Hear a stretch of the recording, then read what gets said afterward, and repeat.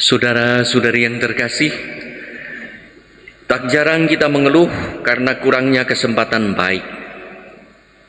Padahal Allah memberi banyak kesempatan pada kita untuk berkembang dan mengembangkan diri. Modal, yaitu hidup dan segala talentanya, sudah diberikan kepada kita sebagai rahmat, sebagai sesuatu yang gratis dari Allah, bukan karena jasa manusia, tetapi semata karena cinta Allah, yang pada gilirannya berkat itu menjadi panggilan dan tanggung jawab yang menuntut komitmen, yaitu kesetiaan kita melaksanakannya. Yesus mengecam hamba sebagai jahat, bukan karena apa yang dilakukannya, tetapi apa yang tidak dilakukannya. Hamba yang jahat menyia-nyiakan kesempatan baik dan hanya berpikir tentang diri sendiri, bagaimana menyelamatkan diri, hingga kesempatan hilang, terbuang, dan mendatangkan malapetaka. Saudara-saudara yang terkasih, kadang kita mendengar ada seorang yang mengkritik temannya sebagai tidak becus menjalankan tugas tertentu, entah sebagai anggota pengurus atau sebagai ketua di suatu institusi, perusahaan atau kegiatan tertentu.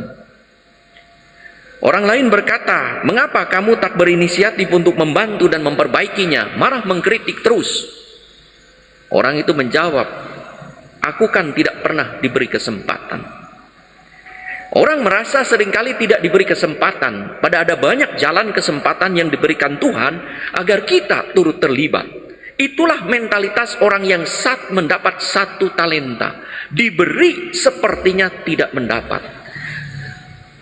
Dianugerahi banyak saat dan kesempatan, tetapi masih mencari-cari mana kesempatan saya. Saudara-saudari yang terkasih, bacaan pertama menggambarkan keutamaan seorang istri yang takut akan Tuhan, hingga melakukan apa yang seharusnya, tidak pernah menyia-nyiakan.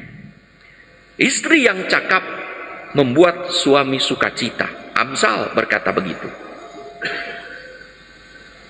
Anak yang cakap membuat orang tua senang. Suami yang cakap membuat istri senang. Umat yang cakap membuat pastor senang. Pastor yang cakap membuat umat yang senang. Kita, murid-murid Yesus yang cakap, membuat Yesus senang. Cakap atau tidak? Orang yang cakap itu tidak pernah menyia-nyiakan kesempatan yang seharusnya ia lakukan. Ia mau dan mampu memanfaatkan segala saat dan kesempatan untuk mengembangkan diri. Dan itulah yang kisahkan Amsal. Melayani suami secara optimal. Sepertinya tidak ada hentinya bekerja. Sepertinya bekerja bukanlah beban, tetapi berkat. Pekerjaan bukanlah semata tanggung jawab, tetapi panggilan luhur dan mulia. Sehingga pekerjaan itu membawa sukacita. Talenta dan berkat sebagai istri adalah panggilan, pelayanan dan tanggung jawab yang membawa berkat pada suami. Keutamaan yang dipuji Amsal ini jauh lebih penting daripada keindahan luaran dan kecantikan fisik. Itulah gambaran umat yang setia pada Yahweh yang telah mengangkatnya menjadi bangsa terpilih.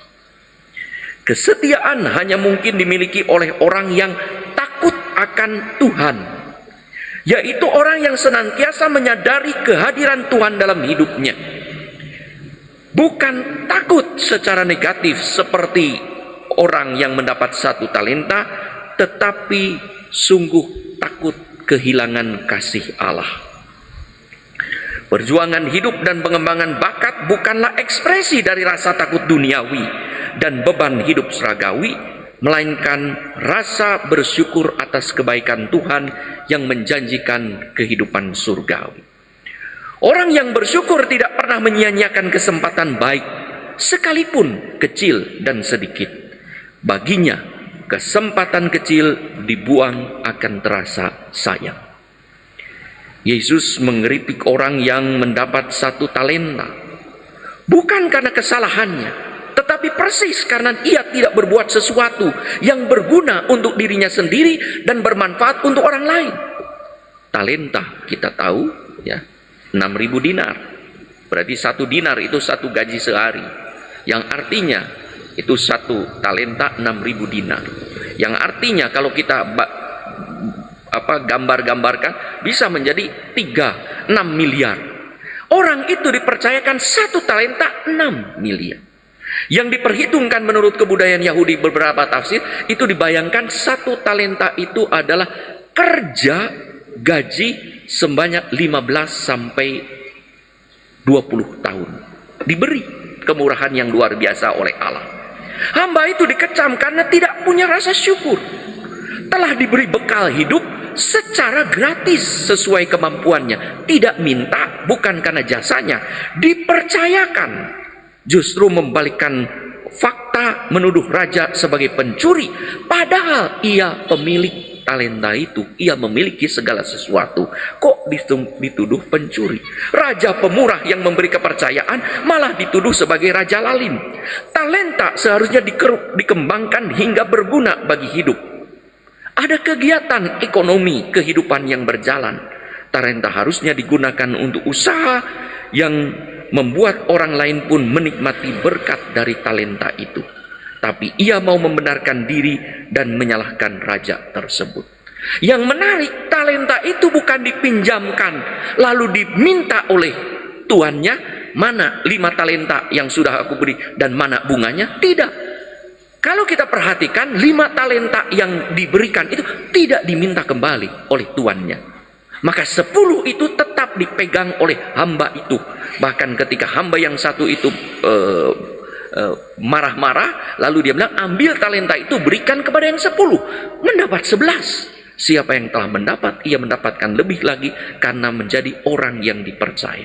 Demikianlah Allah memberikan kepada kita hidup, bukan semata dipinjamkan, diberikan kepada kita untuk dimanfaatkan. Walaupun ia bilang, saya titipkan 5 talenta. Saya titipkan hidup ini padamu.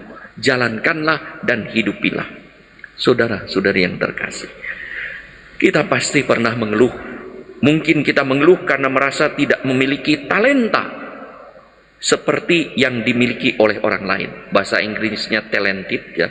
Maka orang yang tak itu dari kata talenta pada abad ke-16 diambilnya itu, yaitu orang yang punya banyak bakat, punya banyak rahmat yang diterima. Oke. Maka timbullah iri hati kadang-kadang dalam orang. Aku ini emang kodratnya begini, bodoh, jelek, miskin, kurang beruntung. Memang modalnya segini, mau apa lagi? Mengeluh. Padahal Tuhan tidak pernah lupa untuk memberikan kelebihan kepada seseorang. Tetapi seringkali kita justru melihat kekurangan daripada kelebihan yang Tuhan titipkan pada kita. Itulah sikap hamba apatis yang diberi 1 talenta, bukan bersyukur atas apa yang Tuhan titipkan dan mengembangkannya bagi kesejahteraan bersama. Allah memberi secara murah hati, menurut kemampuan kita, dan menuntut tidak lebih daripada apa yang dititipkan Allah kepada kita. Ia memuji orang yang dapat mengembangkan apa yang dipercayakannya. 5, 3, mau berapapun terserah. Rahmat baptisan, kasih, berkat itu diberikan kepada kita. Yang diminta oleh Tuhan, kembangkanlah secara optimal 100%, mau berapapun talentanya. Mari, daripada mengeluh, lebih baik berusaha memberdayakan apa yang sudah kita miliki, apa yang sudah Tuhan berikan. Daripada iri, lebih baik mengembangkan apa yang sudah kita punyai. Karunia itu rupa-rupa. Pelayanan itu bermacam-macam, rahmat itu begitu kaya dan diberikan Tuhan kepada kita sesuai dengan kebutuhan kita. Bagaimana kita mencermati kelebihan dan berkat yang Tuhan berikan, yang mungkin tidak diberikan kepada orang lain tetapi dititipkan kepada kita. Itulah kehidupan yang unik yang Tuhan titipkan pada kita. Kita mengeluh atau iri hati karena selalu membandingkan diri ke atas. Ia begini, mereka begitu, mereka begini. Tidak ke bawah. Lihat orang-orang yang kurang beruntung daripada kita.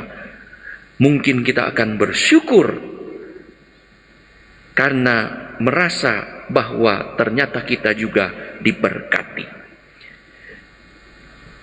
Mental kita mengeluh bukan bersyukur, membela diri bukan memberdayakan diri. Banyak orang yang ternyata memiliki talenta kurang dari kita, tetapi mensyukuri hidupnya. Banyak orang yang mungkin kurang berbakat daripada kita, tetapi mengalami sukacita hidupnya. Bukan karena tidak memiliki sesuatu, tetapi karena menemukan apa yang Tuhan berikan kepadanya. Sekalipun kecil, berharga bagi dirinya.